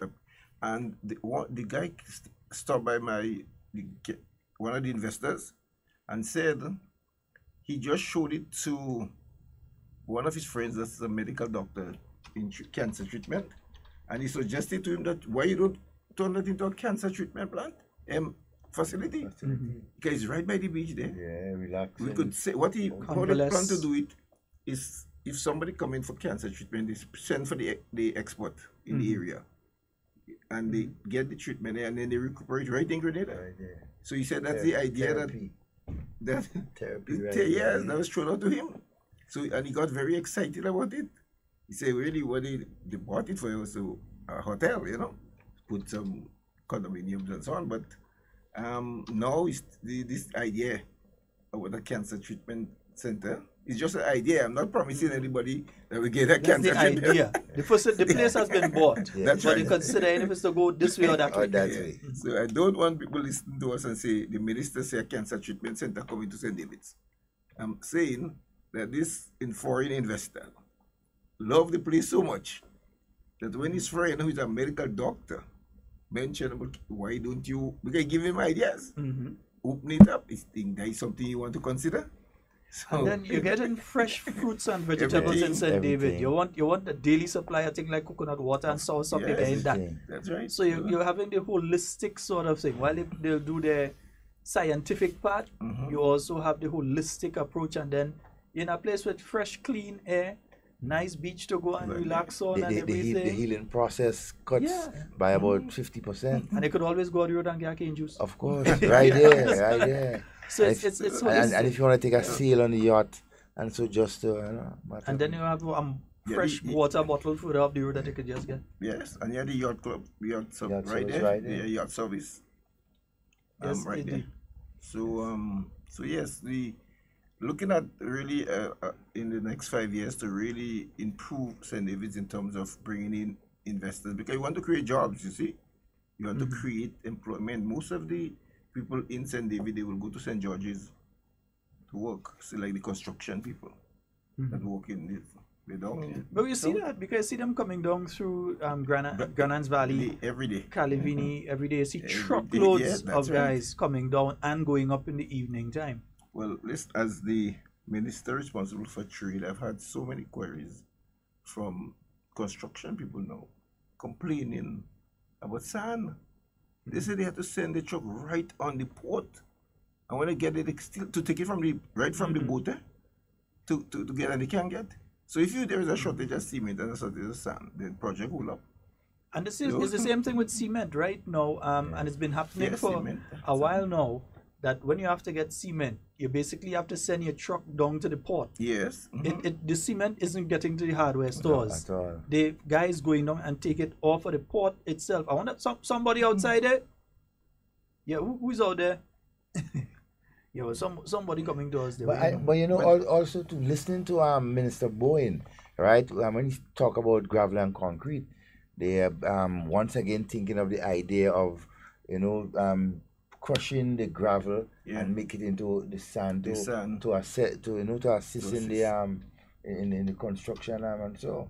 And that's a good thing. It's there. The machinery just has to be adjusted and do whatever needs to be done. And hey.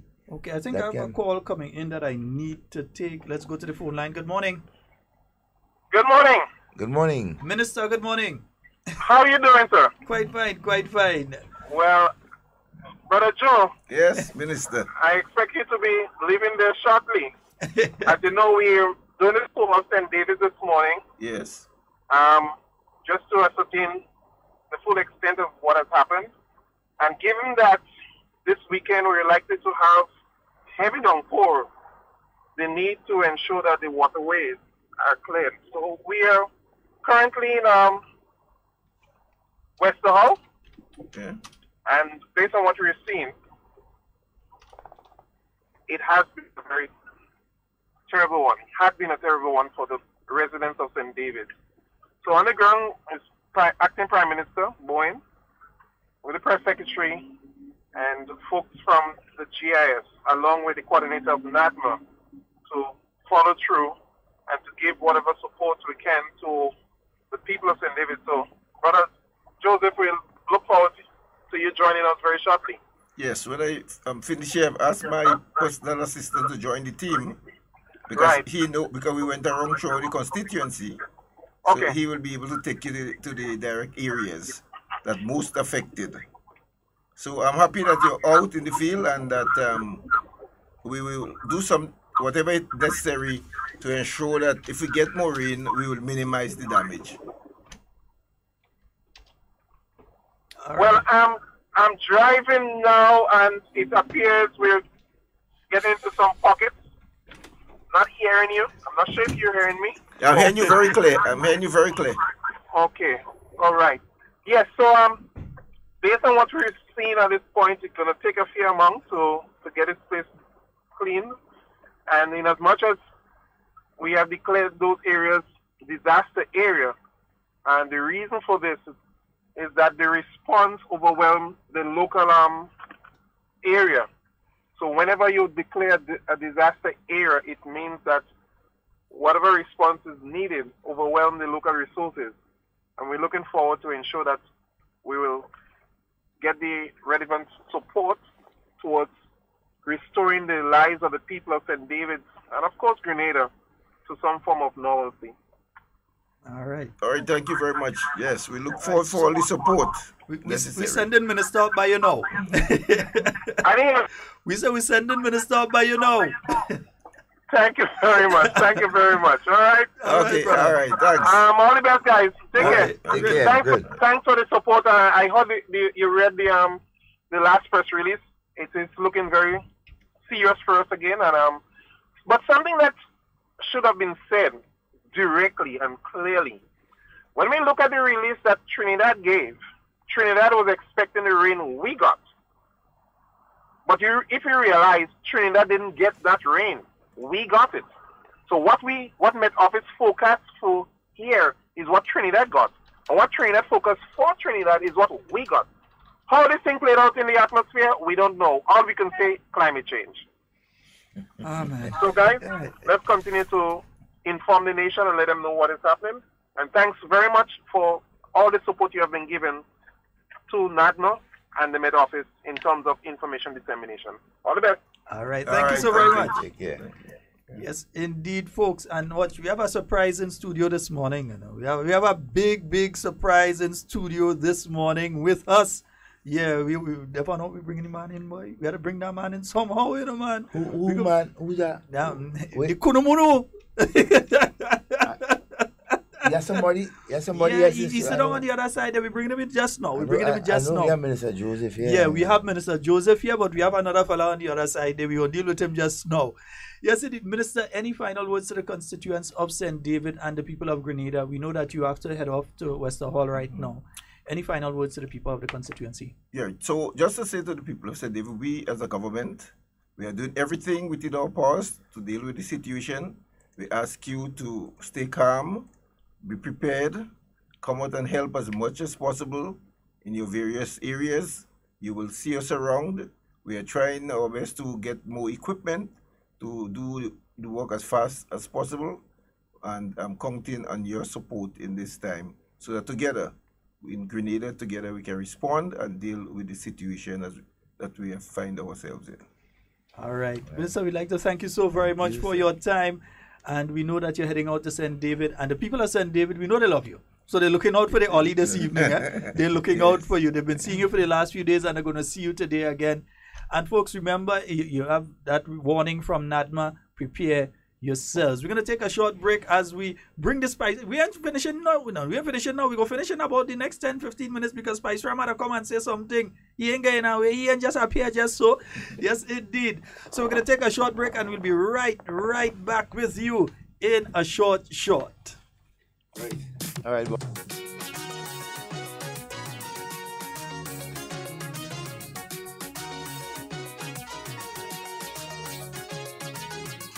To this Rasta meeting, now you been Rasta preaching. I stood up and I listening.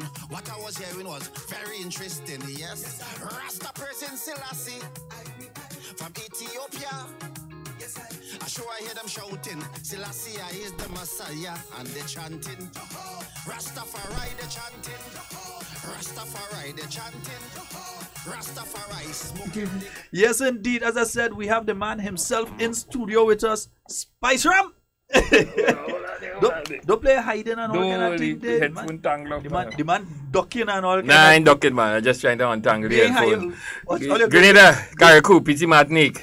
Yes. Trouble in the place now. Yes. Let me say it like a tree. Brooklyn. Yeah.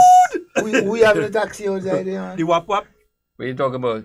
Oh. Yeah, my brother and them outside. I thought it was up Nigel outside it. Nah, Ronnie. Ronnie that day. Yeah, Nigel. Ronnie, nah. Right, okay. I go to get Nigel. He's still, Nigel has been like, So my brother. He had like a brother rolling. Yeah. Nah, me and big brother rolling. I can't call him out. Couldn't move to your face. No.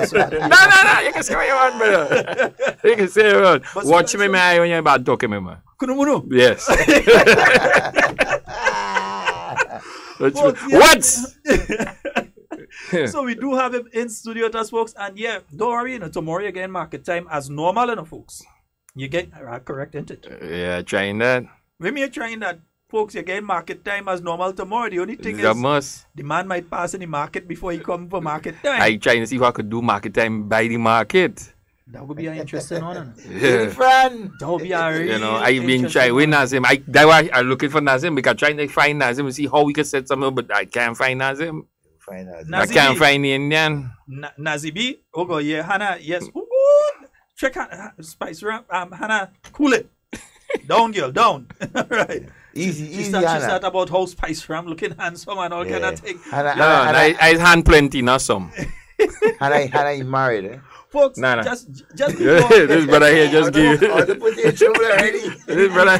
We're gonna go up until about 12:15. But just to let you folks know, though, remember that warning from the National Disaster Management Agency. Grenada is expected to have a significant amount of rainfall during the day Saturday.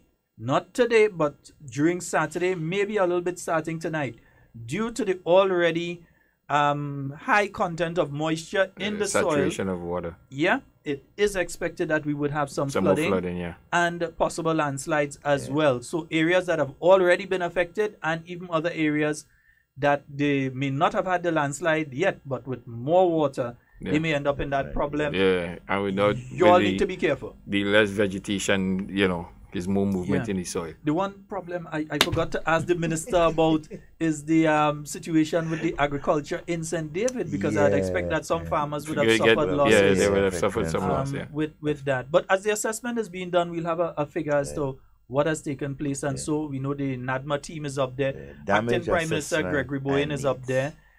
Minister gonna be there the way that he drive. He go be there in about 5 minutes. So he go be up the road there in a few minutes. So folks, you have to be careful, and those of you that are driving along the roads, especially in the St. David area and in St. George, you have to be careful, because there are still little areas where there are some debris at the sides of the road. Side of the road. Yeah, I've seen them. While traveling especially all morning. Some people fret no man. You realize a set of plastic and styrofoam and all kind of thing. You see them, you see that, but that is because of when you throw things carelessly.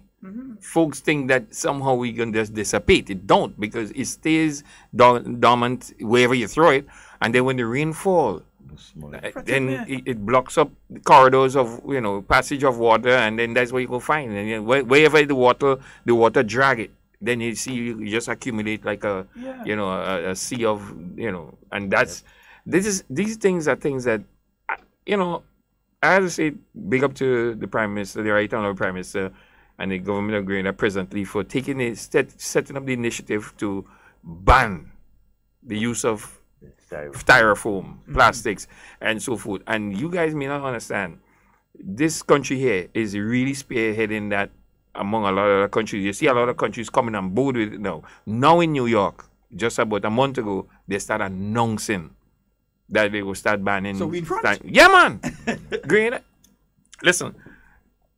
You guys have to understand how proud Grenadians are outside of Grenada about Grenadians. I don't think Grenadians in Grenada is as proud of Grenada as people out there, While you always talking and the day of the flood, the day when all that rain start flooding and the videos start coming, and people hitting me up and, boy, you wouldn't believe how proud I am of my country, especially with the man going on the road in the, in the kayak. And people is worried, my boys them in St. Lucia is like, boy, Spicer, boy, I got to cancel that trip to Grenada. I say, your mother. Cancel trip? Cancel, we have a whole group of people that was coming in. Everybody hitting us up to find out if the airport flood, if this thing. And I say, listen, I go in. So if I lead in the pack had to follow. But the thing is, the thing about it is, I want to tell me, boy, too much rain. I say, well, I use a Lucian. St. Lucia does get a lot of rain. But next partner, Dominica, does get a lot of rain. But I realize all you're real afraid. They say Grenadian afraid rain. But it's all you're afraid rain. But we as Grenadians don't afraid rain. We have a co-curricular activity we do while the rain is falling. And we can't be outside in the rain. You understand? But we don't free rain. Except Juve morning. We in mind, rain could come as hard as you want on Juve morning. We ain't cater. The only thing rain stop here is cricket. And it's because we not indoor cricket yet. Yeah, right. So, but Brooklyn. I never know, give my idea there. I'll talk to Doc on that. Indoor cricket. Yeah, man. Indoor cricket facility in the Caribbean. In the Caribbean. It's something that's to be looked at. Grenada is the first in a lot of avenues and arenas. Why not? First indoor cricket facility in the Caribbean. That would be an interesting one. Boy, first I watch me as I reach this morning. You name it the Spice Ram? As I reach. Yeah, man. Good name. Devon. We live in later. I have my license. Yeah. That's good. Yeah, you make sure. My big brother outside the consider how I come and get our class license. So talk all day. Which one you're going to tonight? Those several activities taking place. You have the Junior Calypso morning. I'm not too sure what time it's starting though. Somebody. Yeah, I've been trying to find that too. Because that's something I would like to go to. But I doubt they would start that show at 8 p.m. Because part of the reason that it was moved from the previous Kiddies location, Carnival, right, is because of the lateness. Yeah. Right. So I don't think 8 p.m. and I'm not getting Mr. Sita Hall. So I'll find out though, and you keep listening to your radios, folks. The information will come across in relation to that, and also keep listening for the reports from NADMA. They have Jab Jab Fest tonight as well. Where? That's taking place Dr. Grooms. Dr. Grooms? Yeah, okay. Jab Jab Fest. Yeah, just Terry, the governor defending his Jab Jab Crown. The Jab Jab Crown. Yeah, the Jab Jab Crown. You know the Jab Jab Crown is a posy with horn. So he's defending the Jab Jab Crown. You have activities in St. Andrews. Listen. Boss Yard or something like that. I'm hearing something about a Boss Yard. Yeah, the police has an activity in the court. Well, only just Devon put a pin in that. Specky is Sunday. Put a pin in that. I here for on a long duration of time, and I had no intention of sleeping. Since I woke up Thursday, I'm still up. You understand?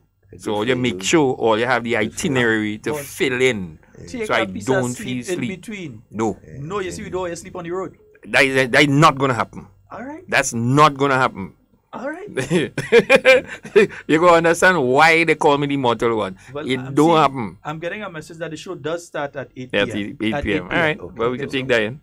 But it's a short show, so probably they so right now, by 12. I go and look for a routine now. I don't drink my stag. I ain't sure yet. You're going by Sandra or Chucky? One of them. I don't get my stag. Mr. Paro reached Grenada before me. So when I reached in the fridge, it was cold.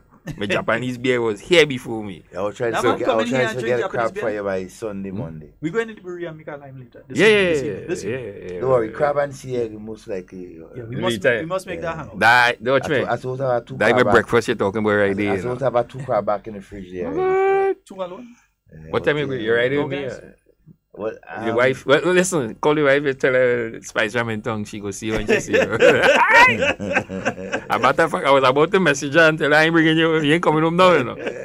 But we have a good friend that is at the General Hospital, so that's where I'm heading. Okay. And then okay. Yeah.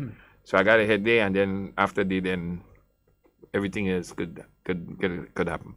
Well, you have my number. That explains a lot now. Okay. All right. Yeah. So folks, that's all the time we have for today. Don't worry, you're gonna be hearing Spice Ram in the morning. You know, you're gonna hear in between 6 a.m. Not the 6. You're doing it because I changed the hours in the afternoon period. You know, that is a fluke, you know. Because a morning in Brooklyn, I got in the studio, got up the morning, put on my provision and thing on the fire like 3:30, 4 o'clock. Prep everything in the studio. And when 5 to 6, then I hit for the intros and thing, nothing. Everything just started disappearing off the screen. So I had to shut the computer, shut everything down, just run a playlist, and reprogram the entire structure of the mainframe. So I got finished about 1 o'clock that day. So I sit down there and I say, you know what, about 2 o'clock. You remember, let me eat a yam and banana and take a reverse and I go start 2 o'clock. Yam fig. Listen. This kind of banana thing. When you go in America, Devon used to buy provision. Devon used to buy provision and Flatbush. Look down on the 26th Street. Yes, if you ask for fig in America, they give you a fruit. Where the ingredient is fig. I'm not joking. You get a fruit today. Yeah. So I do so that this I will do program 2 o'clock. The flood of people just. Like the new time for market time. Right there. Who it me been going up? Boy, your mother driving the market time. I just can't catch it because 6 o'clock. So I'm waking up that early. So from that day, I decided I'm going to do market time from 2 on a Saturday until after Carnival. Okay. Until after Carnival. And then we're going to go back to the original 6 o'clock. If you can go back. Well, if he's allowed to, but listen. That's another thing. Because you Lady know? Fran and them anyway, Lady Fran, hello, I touched down, I know. I'm Lady Val, everybody, you know. I mean, but me and Specky, it's me and he just now, and I supposed to meet him in the car and I somewhere just now. Me and him. All you hear drama, spice, ram, there's real problems in this place. Folks, that's all the time we have for Hard Talk today. We've got to go right now. So to all of you out there in the listening audience, wherever you are and whatever you say and do it safe and secure. I want to be speaking to and with you. And not about you. Yeah, I wonder we go muscles. Man, I will play our muscles. I play our muscles. I play our muscles. When I going out, muscles coming in yesterday.